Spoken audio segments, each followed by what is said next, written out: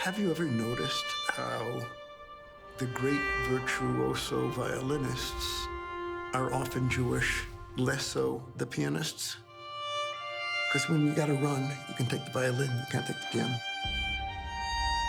Virtually all of the Jews in the West are in some way or another Holocaust survivors. Growing up in Bethlehem, I can't count the many times that I have seen like an army weapon pointed directly to me. We are people under one of the longest ongoing occupations in modern history. 70 years of conflict, you end up with a shattered identity.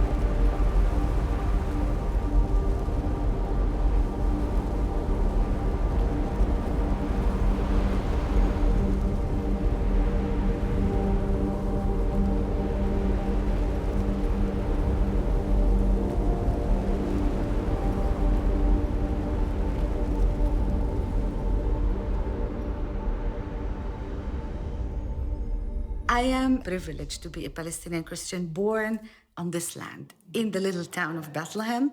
And actually, I was born on Easter Day. Mom wanted to name me Angie. The person who wrote down my name wrote it in Arabic, Angel, with an L. So it turned in English into Angel. So an angel from Bethlehem was born on Easter Day.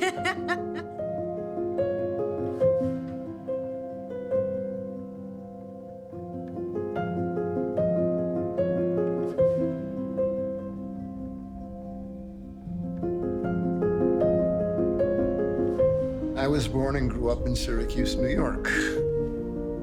My father was from a German Jewish refugee family. Most of his childhood he spent living under the Nazi regime. When we went back for a visit, he showed us the back alleyways that he would go home in order to avoid the Hitler Youth and the Gestapo and things like that.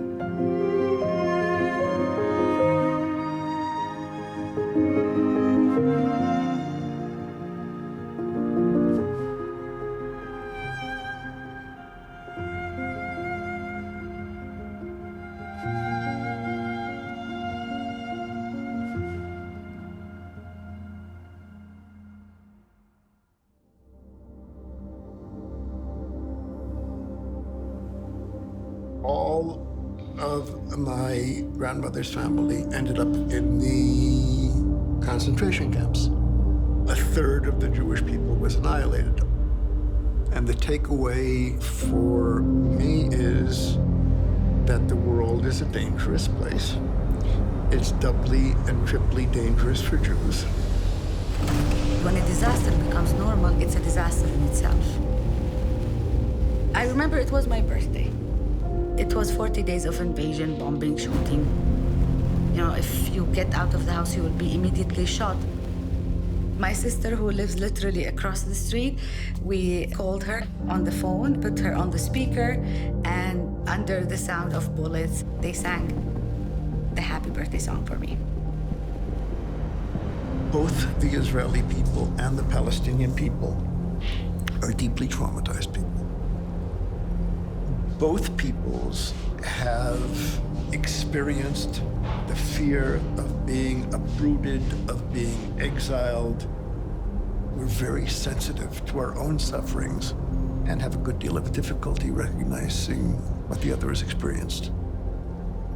I believe that sovereignty is the right of a people to make a mess of their own lives rather than having somebody else do it for them. What I am entitled to, the right of self-determination of the Jewish people, a Palestinian is entitled to, no more and no less. Resistance is a very human feeling. I approach you, I take your right away by force, you resist. Human. The question is how to resist. So we chose creative resistance. One of the kids, he was like throwing stones with everybody else. That kid is now one of the most important musicians of Palestine. He changed the tool in his hand from a stone to a violin, and his voice, the voice of his music, is heard better than when he was throwing stones. This is not a morality play of good and evil. This is about two peoples embraced in a tragic conflict, and there's only one way out of it, and hatred does not serve that. There is a physical wall, and there is a separation wall inside. I asked God so many times, why us? Where are you? Why are you so silent? Do something. And then the questions changed. We learned from Jesus to be peacemakers. We started to define peace within. And then let us define peace on the land.